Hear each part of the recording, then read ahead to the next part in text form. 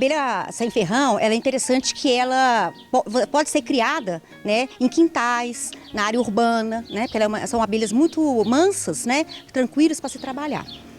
O mel delas é o mel diferenciado, né, é o mel mais fino, o mel mais ácido, líquido, né, em relação ao mel da Apis mellifera.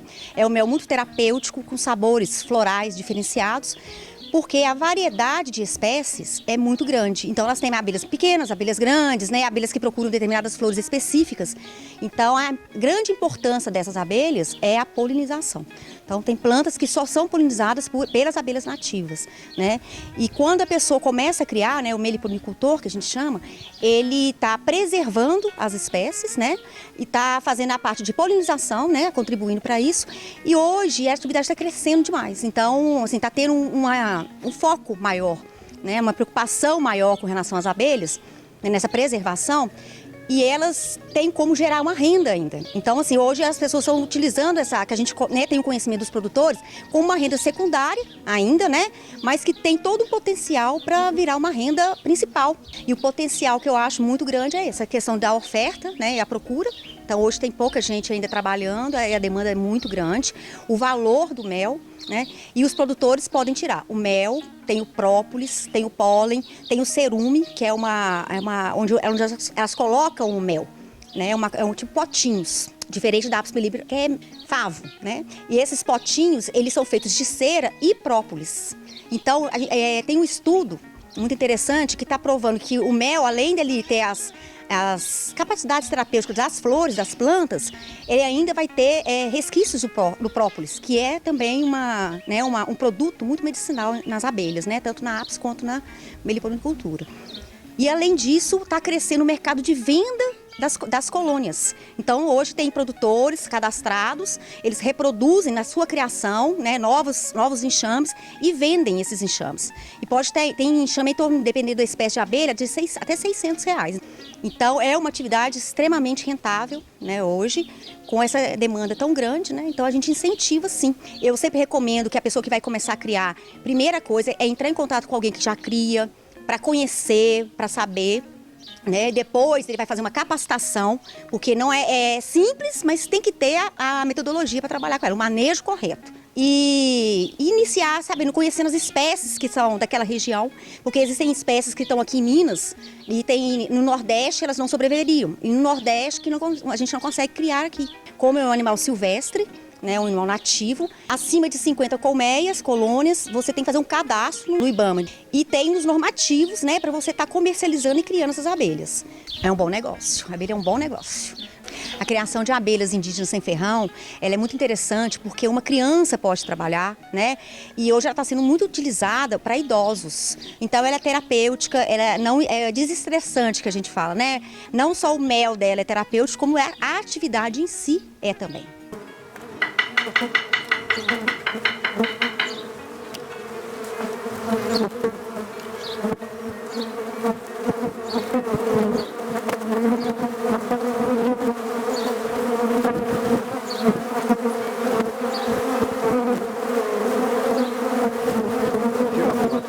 Então nós temos dentro do Senar um treinamento de melíponas, né, que é o nome dado à meliponicultura, que são as chamadas abelhas sem ferrão, e nós trabalhamos todo o manejo dessas espécies dentro de uma criação comercial e a forma como ela pode ser trabalhada e dentro da legalidade das normas que os órgãos de fiscalização e controle exigem. Então é uma atividade que ela tende a crescer até onde algumas áreas ou atividades exige uma polinização específica dessas abelhas, há produtores ampliando essa criação para atender essas atividades ou culturas que pedem uma polinização mais específica, que é o caso dessas pequenas abelhas. A produção, como eu disse, ela é pequena, porém os resultados do trabalho dela dentro do ciclo da cultura ou das culturas que ela poliniza é grande, porque o resultado é muito positivo. Então ela atua como polinizador de várias espécies de plantas que são benéficas aí num equilíbrio, um arranjo dentro de toda a harmonia da natureza, das variedades de culturas que tem disponível.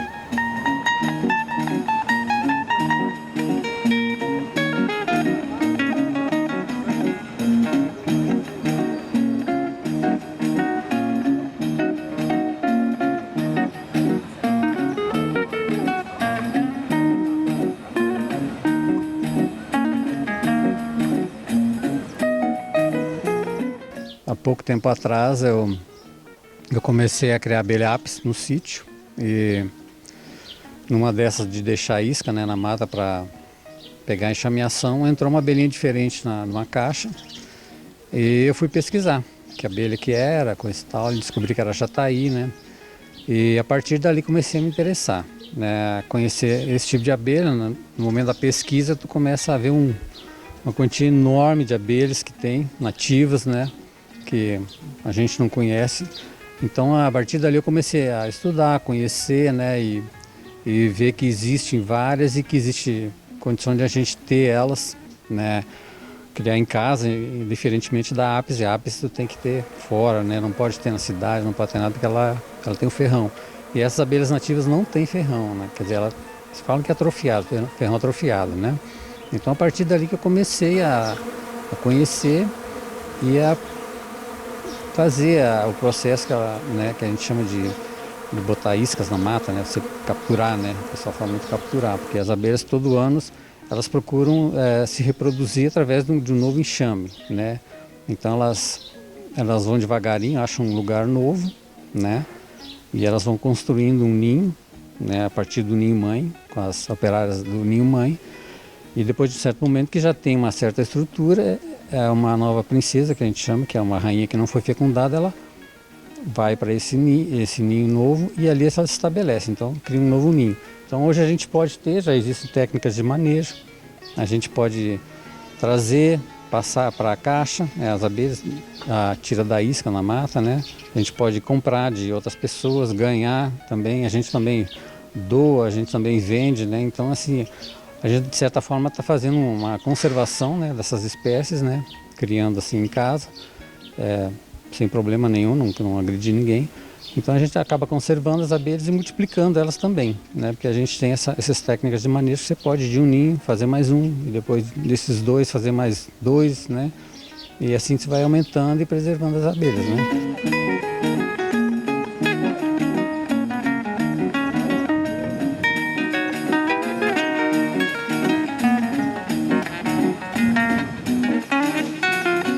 Em Minas a gente tem em torno de 51 tipos de abelhas, né? Todas uma diferente da outra, com formas diferentes, tamanhos diferentes, ninhos diferentes, entendeu? Em locais diferentes também, né? Então assim, a partir dali é que comecei a me interessar. E hoje eu tenho um pouco aqui né, em casa mesmo, a gente pode criar. Você consegue ter uma abelha mandaguari, uma tubuna em casa, né? Uma borá, tranquilamente. A gente também tem um pouquinho para hobby, né? A gente curte um pouquinho da coisa, né? Esse negócio de ficar cuidando de abelha, vendo a abelha entrar e sair, alimentando, vendo o enxame crescer, isso também é uma curtição para a gente aqui. E vai tocando a coisa, né? Então, o recado que eu tenho, assim, para quem quiser, né? Ter um animalzinho em casa, que é uma abelha inofensiva, é bacana, é gostoso, está ajudando no processo de polinização, que é a principal função dela na natureza, né? Sem as abelhas, nada vai existir, né, quase, né? Porque elas é que fazem o processo todo, que fecha o ciclo das plantas, né? Porque assim a fecundação da flor para tudo, né? Então a gente acaba ajudando nesse processo também da polinização. Mas então é isso. O meu recado que eu tenho para dar é esse. Tenham abelhinhas e sejam felizes.